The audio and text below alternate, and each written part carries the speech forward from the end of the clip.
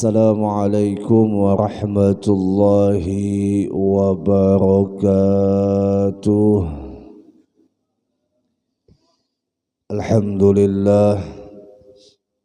Alhamdulillahilladzi hadana li hadza wa ma kunna linahtadiya laula an hadanallah.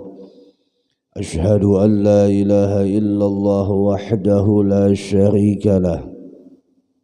وأشهد أن سيدنا ونبينا محمدا عبده ورسوله الذي لا نبي بعده. اللهم صل وسلم وبارك على سيدنا محمد مفتاح باب رحمة الله عدد ما في علم الله صلاة وسلاما دائمين بدوام ملك الله وعلى آله وصحبه ومن والاه ومن تبعهم بإحسان إلى يوم القيامة. أما بعد، سبحانك لا علم لنا إلا ما علمتنا إنك أنت العليم الحكيم. لا حول ولا قوة إلا بالله العلي العظيم. نوينا التعلم والتعليم وتذكر وتذكير والنفع والانتفاع والإفادة والاستفادة والحث على التمسك بكتاب الله وسنة رسول الله صلى الله عليه وسلم والدعاء إلى الهدى والدلالة على الخير ابتغاء وجه الله مرضاته وقربه وثوابه. وقال المصنف رحمه الله تعالى ونفعنا بعلومه في الدارين آمين. حظ النفس في المعصية ظاهر جلي، وحظها في الطاعة باطن حفي، ومداوة ما يخفى صعب علاجه. Bapak Ibu jamaah Masjid Al-Falah yang sama-sama dimuliakan oleh Allah, alhamdulillah limpahan puji syukur kita panjatkan kepada Allah. Kembali kita bersama-sama dipertemukan oleh Allah dalam pertemuan ini. Alhamdulillah dengan berkah doa pian perjalanan ibadah umrah kami dalam kemudahan, keselamatan dan keafiatan hingga pada subuh ini ulun dapat kembali menatap wajah pian dan bersama-sama kumpul bersama pian, ngaji bareng bersama pian. Mudah-mudahan kebersamaan semacam ini diabadikan oleh Allah sampai ke dalam surganya nanti, amin Allahumma amin. Salawat dan salam selalu kita sampaikan kepada baginda Nabi kita Muhammad sallallahu alaihi wasallam beserta sahabat, kerabat serta pengikut-pengikut beliau ila yaumil qiyamah. Apalagi kita saat ini berada di bulan Sya'ban yang mana bulan diturunkan ayat innallaha wa malaikatahu yusalluna 'alan nabi ya ayyuhalladzina amanu sallu 'alaihi wa sallimu taslima. Atau dalam bahasa lain, bulan Sya'ban merupakan bulan ulang tahunnya salawat. Ayo Bapak Ibu kita dendangkan salawat dan salam kepada baginda Nabi kita Muhammad sallallahu alaihi wasallam sebagai wujud rindu dan cinta kita kepada beliau. Dan di bulan ini adalah bulan di mana beliau dimuliakan Allah dengan diturunkannya ayat salawat. Sallallahu ala Muhammad sallallahu alaihi wasallam sallallahu ala Muhammad sallallahu alaihi wasallam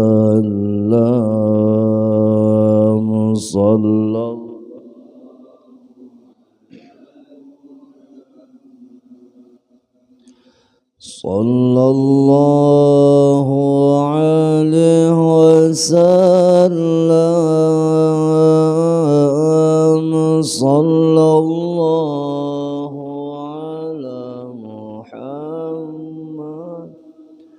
Ya Rabbi Salim. Bapak Ibu jamaah rahimakumullah wa athabakumullah. Sebelum kita meneruskan kajian kitab Futuhul Arifin, perlu juga kita ketahui bahwasanya di bulan Sya'ban ini juga pernah terjadi sejarah tahwilul qiblah, perpindahan kiblat. Sebahagian ulama mengatakan bulan Sya'ban merupakan bulan perpindahannya keadaan manusia kepada keadaan selanjutnya, dengan dikiaskan terjadinya perpindahan kiblat, dan juga dengan dikiaskan di bulan ini segala amal catatan manusia diangkat kepada Allah Tuhan semesta alam. Tahwilul qiblah, perpindahan kiblat dari Masjidil Aqsa ataupun Baitul Maqdis kepada Masjidil Haram ataupun Baitullah atau Ka'bah Al-Musyarrafah, di mana di bulan ini Nabi kita banyak mendapatkan hadiah daripada Allah Jalla Jalaluh. Yang pertama tadi, innallaha wa malaikatahu yusalluna 'alan nabiy ya ayyuhalladzina amanu sallu 'alaihi wa sallimu taslima. Ayat salawat yang Allah menyatakan bahwasanya dengan zatnya yang sempurna bersama malaikatnya selalu menyampaikan salawat kepada Nabi Muhammad, dan Allah memerintahkan kepada semua hamba-hambanya yang beriman untuk bersalawat kepada Nabi Muhammad. Setelah itu lagi Allah berikan hadiah atas keinginan Nabi kita dipindahkannya kiblat dari Masjidil Aqsa ke Masjidil Haram, di mana Nabi kita dioceh atau diejek oleh orang-orang Yahudi atas kiblat beliau dan umat muslimin saat itu ke Baitul Maqdis atau ke Masjidil Aqsa yang menyerupai kiblat orang Yahudi. Akhirnya Nabi kita selalu berdoa kepada Allah, dan bahkan wajah Nabi kita sering menengadahkan ke atas langit, dan diabadikan oleh Allah dalam firman-Nya, qad nara taqalluba wajhika fis samai falanwalliyannaka qiblatan tardaha fawalli wajhaka syatral masjidil haram. Sungguh kami telah melihat, kata Allah, akan wajahmu wahai kekasihku Muhammad yang selalu menengadahkan ke atas langit mengharap dan meminta kepadaku untuk dipindahkan itu kiblat. Maka ujar Allah, fawalli wajhaka syatral masjidil haram, wahai kekasihku Muhammad, palingkan wajahmu, palingkan kiblatmu ke Masjidil Haram. Allah perkenankan keinginan Nabi kita Muhammad untuk dipindahkannya kiblat, dan itu terjadi di bulan Sya'ban. Maka di bulan ini Bapak Ibu hendaknya kita selalu berdoa, mudah-mudahan hal ehwal kita yang kada baik dipindahkan oleh Allah kepada hal ehwal yang baik. Ibadah kita yang masih cacat mudah-mudahan dipindahkan oleh Allah kepada ibadah yang sempurna. Segala apapun yang tidak baik menurut tatanan agama, bukan tidak baik menurut tatanan hawa nafsu, ya kan? Itu dipindahkan oleh Allah kepada tatanan yang baik. Mudah-mudahan amin, Allahumma amin. Nah Bapak Ibu jamaah rahimakumullah wa athabakumullah, di bulan Sya'ban juga di dalamnya diberikan satu malam yang istimewa, yaitu malam nisfu Sya'ban, yang juga insya Allah kalau kita panjang umur sampai di malam itu, di malam Rebu nanti, di malam Rebu yang akan kita hadapi ini. Malam nisfu Sya'ban Allah berikan sebagai kasih sayangnya yang khusus kepada umat-umatnya, hamba-hambanya yang khusus. Allah berikan kepada hamba-hambanya yang spesial. Setiap adanya momentum malam yang spesial, waktu yang spesial, tempat yang spesial yang Allah berikan padanya, yang Allah berikan di dalamnya, itu yang bisa memperdapatinya, yang bisa melakukan amal baik di dalamnya adalah hanyalah hamba-hamba yang spesial. Orang yang mendapatkan undangan VVIP tentunya adalah orang yang spesial. Orang yang mendapatkan tempat yang khusus tentunya orang khusus. Begitu juga orang yang dapat memperdapati malam yang spesial adalah orang-orang yang spesial. Mudah-mudahan kita termasuk bagian hamba-hamba Allah yang spesial, sehingga kita bisa memperdapati malam nisfu Sya'ban dengan kesempurnaan. Mudah-mudahan amin, Allahumma amin. Di dalam hadis Nabi disebutkan, yattali'ullah ala jami'i khalqih fayaghfiru li jami'i khalqih illa li musyrikin aw musyahid. Yattali'ullah ala jami'i khalqih lailatan nisfi min Sya'ban. Allah menampakkan rahmatnya yang spesial kepada setiap makhluknya di malam nisfu Sya'ban. Dengan apa Allah menampakkannya? Dengan Allah memberikan ampunan semua makhluknya diampuni di malam itu. Tapi masih diberikan pengecualian, illa li musyrikin aw musyahin. Yang kadang mendapatkan ampunan di malam nisfu Sya'ban ada dua kelompok. Yang pertama adalah kelompok musyrikin, kelompok orang yang menyekutukan Allah. Kelompok kedua adalah kelompok musyahin, yaitu kelompok orang yang bermusuh-musuhan. Sebelum tibanya malam nisfu Sya'ban, yang tergabung dalam dua kelompok ini atau salah satu dari dua kelompok ini, ayo keluarlah dari kelompok itu, keluarlah dari keadaan itu. Yang menyekutukan Allah, ayo tajdidus syahadah, atau bisa dikatakan orang yang menyekutukan Allah ini orang yang disebut dengan Islam KTP. Islam KTP dia kadang mau nyembah Allah tapi hanya mengambil nama agama Allah. Ia sembah dunia, dia sembah sesuatu selain Allah.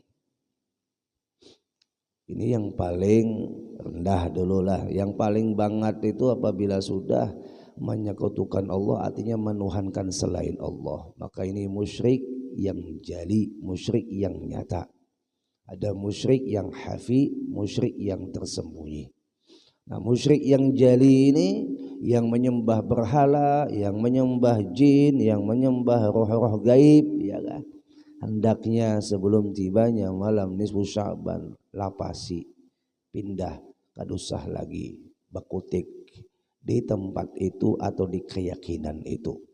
Karena apabila datang malam nisfu Sya'ban, orang-orang musyrik ini dia datang kepada Allah minta ampun, maka tertutup ampunan baginya. Jadi sebelum nisfu Sya'ban jatahnya buat orang musyrik untuk inya minta ampun, dan minta ampunnya kepada Allah bagi orang-orang musyrik adalah dengan tajdidus syahadah, yaitu memperbaharui dua kalimat syahadatnya. Kelompok yang kedua yang tidak mendapatkan ampunan di malam nisfu Sya'ban adalah kelompok orang yang bermusuh-musuhan. Yuk lepaskan rasa dendam di hati kepada makhluk. Kalau kita yang punya salah, wajib kita minta maaf, wajib kita minta ampun. Kalau kita yang tidak salah tapi kita dibuat oleh orang dengan kezolimannya sehingga membuat hati kita sangkal kepada itu orang, ayo kita ikhlaskan, kita ridhokan. Dia berbuat salah, dia berbuat zalim kepada kita, hati kita tadinya sangkal, hati kita tadinya dendam, hati kita tadinya bermusuh-musuhan. Jangan pun bertamu lawan orangnya, mendengar namanya muar, ya kan? Namun ada di dalam hati kita seperti itu. Ayo ikhlaskan. Al-Habib Ali bin Muhammad bin Husain Al-Habsyi, beliau mendapatkan wasiat mulai lagi halus dari Imam Masjidin. Siapa Al-Habib Ali? Sahibul Maulid Simtut Durar, Sahibul Maulid Al-Habsyi. Ujar Imam Masjidin, wahai Ali, Janganlah kau tidur sebelum hatimu mengikhlaskan kesalahan-kesalahan orang kepadamu. Kesalahan-kesalahan orang yang orang lakukan kepadamu, kezaliman orang yang orang lakukan kepadamu, itu ikhlaskan, ridhokan sebelum kamu melakukan itu tidur. Sehingga tidurmu tenang, sehingga tidak ada ikatan dendam di dalam hati. Karena apabila di dalam hati ada dendam, di dalam hati ada sangkal, di dalam hati ada permusuhan, secara tidak langsung Bapak Ibu, orang tersebut telah membuat penyakit sendiri di dalam hatinya, yang membuat hatinya itu kada nyaman. Bapak kita menguhup dendam, kada nyaman. Kada nyaman menguhup yang namanya permusuhan. Ayo saling maaf memaafkan. Sebenarnya bukan hanya menunggu malam nisfu Syaban, hari-hari kita wajib saling maaf memaafkan. Tapi momentum malam nisfu Syaban itu adalah momentum yang sangat spesial dan jangan disia-siakan hanya karena permusuhan. Umpama pian merelakan keistimewaan malam nisfu Syaban, sayang. Nunggu Ramadan, iya kah? Lain pulang momentumnya. Kalau Ramadan mendapatkan kespesialan waktunya, tapi kespesialannya Allah berikan perbedaan antara malam nisfu Syaban dengan Ramadan. Dan di malam nisfu Syaban, setelah kita minta maaf, minta ampun, menjauhi daripada hal-hal kemusyrikan, kita disuruh oleh Nabi kita Muhammad sallallahu alaihi wasallam di dalam riwayat Sayyidina Ali karramallahu wajhah, idza kanat lailatan nisfi min Sya'ban faqumu lailaha wa sumu yaumaha. Apabila datang malam nisfu Sya'ban, ayo berdiri di malam harinya, beramal ibadah di malam harinya, baik melakukan ibadah yang sudah dilakukan oleh ulama-ulama kita di sini, bahkan ulama-ulama yang ada di Hadramaut, yaitu dengan membaca Yasin 3 kali. Membaca Yasin 3 kali dengan niat yang berbeda. Ditambah lagi umpama dengan sholat sunnah taubat, ditambah lagi umpama dengan sholat sunnah tasbih. Mengkawa sembahyang sunat tasbih jangan ditinggal di malam nisfu Sya'ban. Karena kita sudah kada kawa menggawi sholat sunat tasbih setiap hari, setiap minggu kada kawa jua, setiap bulan kada kawa jua, setiap tahun barang di malam nisfu Sya'ban. Lalu di malam nisfu Sya'ban kita menghidupkannya dengan amal ibadah, sekurang-kurangnya adalah menghidupkan waktu al-isya'ain, yaitu waktu maghrib dan isya. Antara maghrib dan isya hidupkan di malam nisfu Sya'ban dengan beramal dan beribadah. Dan di siang harinya wasumu yaumaha, disuruh kita berpuasa. Kenapa disuruh berpuasa di hari nisfu Sya'ban? Karena Nabi mengatakan, dzalika syahrun yaghfulun nasu anhu baina Rajabi wa Ramadan. Bulan di mana banyak manusia lupa tentang keutamaannya itu bulan. Bulan apakah itu? Bulan antara Rajab dan Ramadan, yaitu bulan Sya'ban. Bulan Sya'ban banyak ujar Nabi kita manusia melupakan keutamaannya. Dan di bulan Sya'ban Nabi jelaskan, diingatkan oleh Nabi kepada kita semua, itu bulan ketahuilah ujar Nabi kepada kita nih, wa huwa syahrun turfa'ul a'malu ila rabbil alamin, yaitu bulan di mana diangkat semua catatan amal kita kepada Tuhan semesta alam. Fa uhibbu ayyurfa amali, dan aku senang ketika amalanku diangkat ujar Nabi, wa ana shaim, aku dalam keadaan puasa. Jadi catatan kita itu diangkat pas nisfu Sya'ban malamnya. Kita berdoa mudah-mudahan catatan amal kita setahunan itu yang diangkat yang baik, yang kada baik kada teumpat terangkat alias dihapus dan diampuni Allah. Tidak ada satupun gawian kita itu yang tidak tercatat.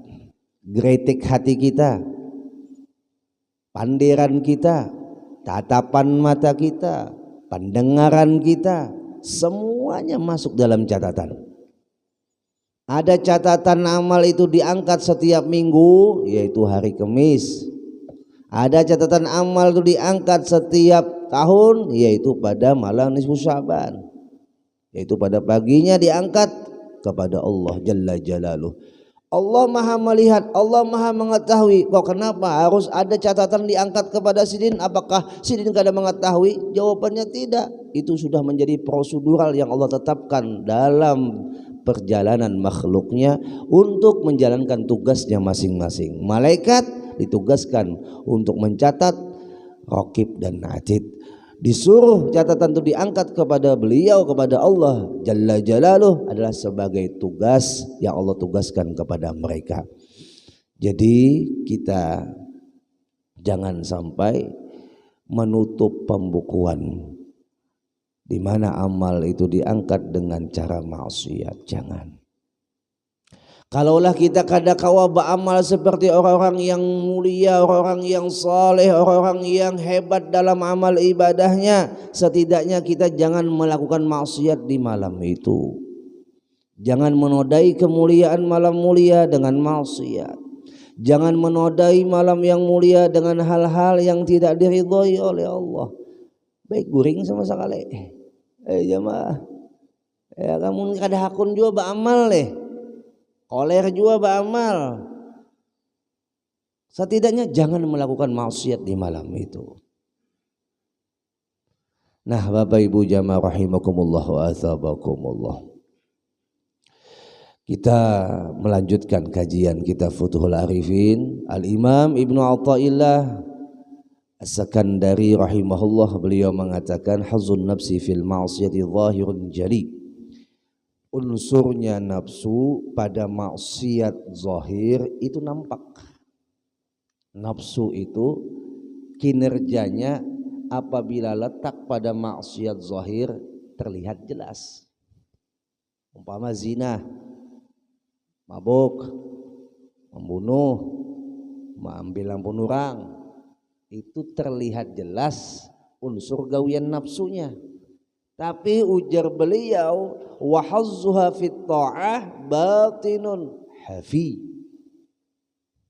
Unsur nafsu yang ada pada ketaatan, kinerja nafsu pada ibadah seorang hamba Allah, itu sangat tersembunyi dan samar, susah untuk dibedakan. Apakah ini maunya nafsu ataukah ini murni karena Allah? Kalau maksiat zahir jelas kelihatan, oh ini gawian nafsu. Tapi gawian taat, ya kan? Bagaimana kita bisa membedakan ketika kita taat ini adalah unsur nafsu, apakah ini unsur karena Allah?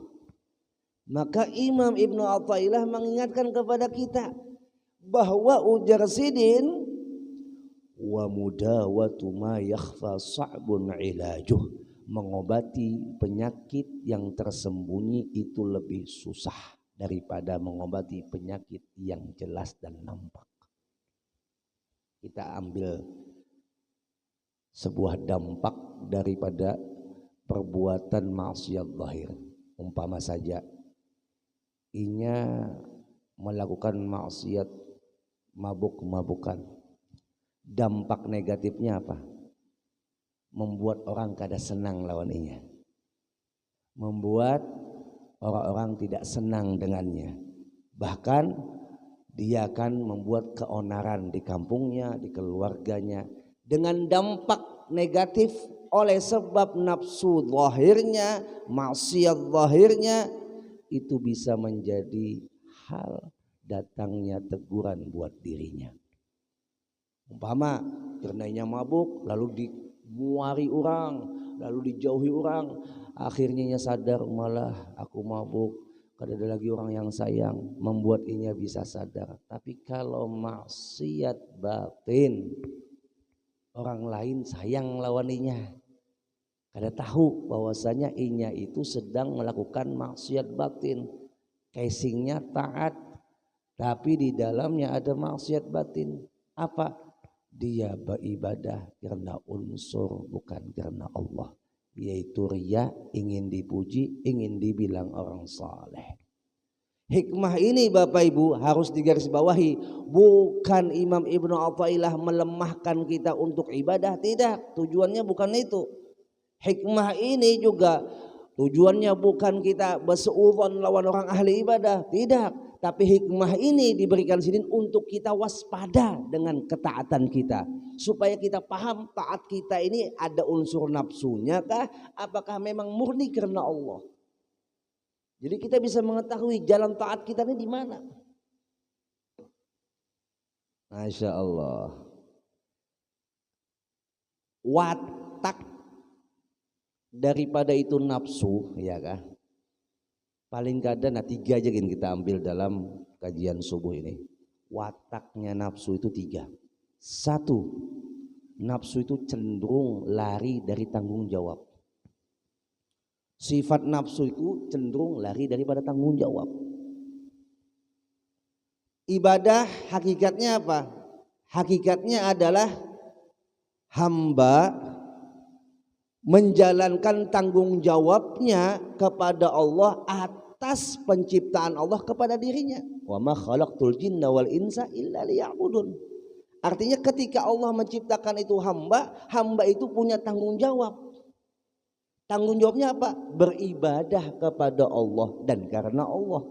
Apabila dia beribadah bukan karena Allah, berarti itu nafsu. Karenanya lari daripada tanggung jawabnya. Kalau tanggung jawabnya si hamba ketika beribadah menyembah Allah dan karena Allah. 2, watak nafsu cenderung suka lawan kesenangan sesaat. Nafsu itu ini hanya ketuju lawan kebahagiaan, kesenangan yang sifatnya instan. Coba lihat hijabnya. Kenapa orang tuh mabuk? Jawabannya supaya hilang stres, beban pikiran. Padahal setelah hilang reaksi mabuknya, apakah hilang? Banget lagi, timbul lagi, hanya instan, sesaat, sebentar, mabuk lagi, ujarnya supaya hilang beban pikiran, hilang satu mat, ampih mabuknya, timbul lagi, zina, ya kan? Cenderung nafsu itu hanya menginginkan kesenangan sesaat, tidak menginginkan kesenangan yang abadi di akhirat.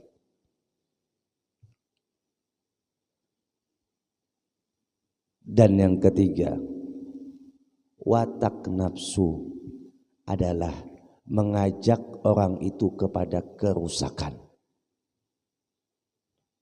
Kalau maksiat zahir selainnya merusak dirinya juga merusak lingkungan, merusak orang lain, merugikan orang lain.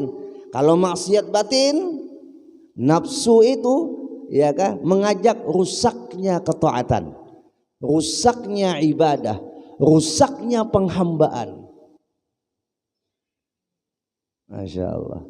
Dan ini maksiat yang sangat samar, yang bisa mengetahui adalah jelas kalau kita yakinkan, dan kada boleh kada kita yakinkan Allah mengetahui, tapi untuk dirinya dan orang lain ketika dia dihadapkan maksiat batin adalah dirinya sendiri dengan cara membuka mata batin, melewati guru yang mengajak dia belajar tentang masalah ilmu batin atau ilmu hati. Orang itu bisa disebut murabbi, ya kan? Guru itu bisa disebut murabbi ketika guru itu mengajak kita untuk memperhatikan bukan saja zahir tapi juga batin. Itu disebut dengan murabbi. Kan sudah sampaikan di dalam majelis ini, guru itu ada 4 kriteria. Ada syekhut ta'lim, guru yang mengajarkan ilmu secara umum, secara zahir saja. Yang kedua ada syekhut tarbiyah, guru yang mengajarkan tentang adab. Yang ketiga syekhut tazkiyah, guru untuk mendidik kita dalam hal kesucian hati, kesucian jiwa. Ini sudah disebut daripada murabbi ataupun mursyid. Tarbiyah itu sebenarnya murabbi, sedangkan tazkiyah adalah mursyid. Dan yang keempat adalah Syekhul Futuh, guru yang membukakan hijab. Ini tingkatan yang paling tinggi. Kita tidak akan bisa sampai kepada Syekhul Futuh kalau kadang melewati Syekhul Ta'lim dulu. Dari Syekhul Ta'lim naik kepada Syekhul Tarbiyah. Dari Syekhul Tarbiyah naik kepada Syekhul Tazkiyah. Dari Syekhul Tazkiyah baru kita sampai kepada Syekhul Futuh. Jangan mimpi hendak dapat Syekhul Futuh, munnya kita belum belajar lawan Syekhul Ta'lim dulu. Ya kah? Belum belajar lawan Syekhul Tarbiyah dulu, belum belajar lawan Syekhul Tazkiyah dulu, baru kita bisa mendapatkan Syekhul Futuh.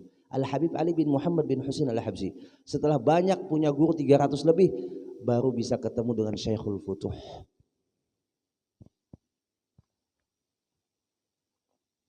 Guru yang membukakan jalan hijab, jalan kita, yang membukakan hijab atau dinding antara kita dengan Rasulullah, antara kita dengan Allah. Setelah dibukakan oleh guru itu, ya tadi kisahnya masuk ke dalam kelompok arifin.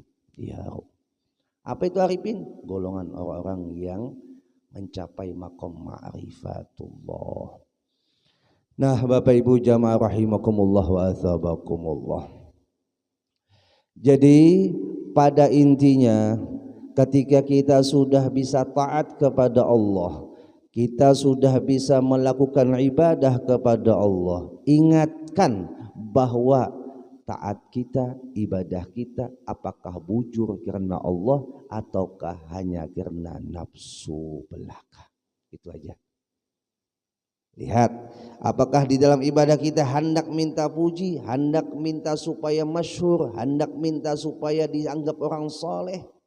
Munnya ada masih seperti itu, berarti taat kita masih ada maksiat yang terselubung di dalamnya. Artinya taat kita itu masih ada kemaksiatan yang akan merusak jalan taat kita, karena nafsu pada hakikatnya akan mengarahkan kepada jalan selain Allah.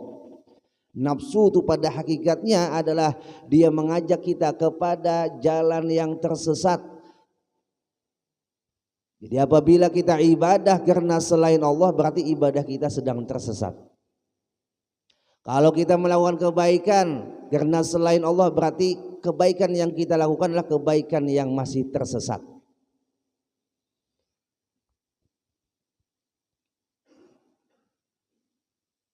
Bahkan orang yang masih menganggap dirinya ikhlas itu belum ikhlas. Orang tuh merasa dirinya ikhlas itu belum ikhlas. Tandanya ikhlas ketika dia tidak tahu dirinya ikhlas, dia hanya menjalankan semata karena Allah. Tapi kalau ada masih rasa aku sudah ikhlas, itu belum ikhlas. Karena yang tahu ikhlas hanya Allah. Tandanya ikhlas diberikan oleh Allah cuman simple, apabila kita beribadah karenanya sudah ikhlas. Tapi kalau kita beribadah masih menganggap diri kita ikhlas, oh berarti kita menganggap diri kita sudah hebat, menganggap diri kita orang yang sukses. Padahal orang yang sukses dia selalu beranggapan dirinya belum sukses. Lihat tuh bubuhan bisnismen tuh, lihat ya. Kenapa ia terus terpacu ingin mencapai kesuksesan yang paling puncak? Karena ia mengatakan kami belum sampai puncaknya, kami belum sampai puncak kesuksesan. Dia tidak akan pernah puas kalau belum sampai kepada puncak kesuksesan. Ketika ditanya kenapa pian harus cari bisnis yang lain, sedangkan bisnis yang ada sudah cukup, jawabnya belum sampai puncaknya. Begitu juga seorang hamba Allah, ketika dia beribadah katanya kami belum sampai kepada puncaknya. Ini yang disebut ikhlas. Tapi kalau dia mengatakan kami sudah ikhlas, belum ikhlas. Nah, Bapak Ibu jamaah rahimakumullah, begitu samar penyakit hati. Tidaklah kita bisa mengetahui penyakit hati ini kecuali kita dengan belajar dan mengetahui tanda-tanda penyakit hati, supaya ketika kita melakukan ketaatan, adanya unsur nafsu yang mengajak kita kepada arah kesesatan, tidak lagi menuju arah yang benar, yaitu menuju karena Allah, menuju beramal ditolong oleh Allah. Maka munnya kita kadang mengetahui itu semua, ibadah kita selama-lamanya masih tersesat. Dan ingat Bapak Ibu, hikmah ini bukan melemahkan untuk kita ibadah. Hikmah ini adalah meningkatkan kualitas ibadah. Hikmah yang disampaikan Imam Ibnu Athaillah adalah bukan hanya kita ini mengukur ibadah dengan kuantitas, tapi mengukur ibadah dengan kualitas. Ibadah tidak cukup dengan kuantitas. Ibadah tidak cukup dengan berapa bilangan rakaat yang pian lakukan atau bilangan puasa sunnah yang pian laksanakan. Tidak cukup hanya itu, tapi kualitas isi daripada ibadah murni karena Allah. Dan itulah sempurnanya ibadah, dan itulah tujuan kita dijadikan oleh Allah, yaitu menyembahnya karenanya, bukan menyembahnya karena selain Allah, bukan menyembah Allah karena selain Allah. Apabila kita menyembah Allah karena selain Allah, itu namanya munafik. Itu namanya munafik, wal iyadzu billah. Nah, Bapak Ibu jamaah rahimakumullah wa azabakumullah. Mudah-mudahan Allah membersihkan kotoran yang ada di dalam hati kita. Allah membuka tirai hijab yang ada pada hati kita. Allah membuka mata batin kita dengan memberikan ilmu tasawuf, ilmu batin yang ada di dalam hati kita ini, sehingga ilmu batin yang diberikannya menjadi keselamatan buat ibadah kita, menjadikan keselamatan buat ketaatan kita, dan menjadikan pandainya kita bisa mendudukkan diri sebagai hambanya yang benar. Mudah-mudahan amin. Allahumma amin.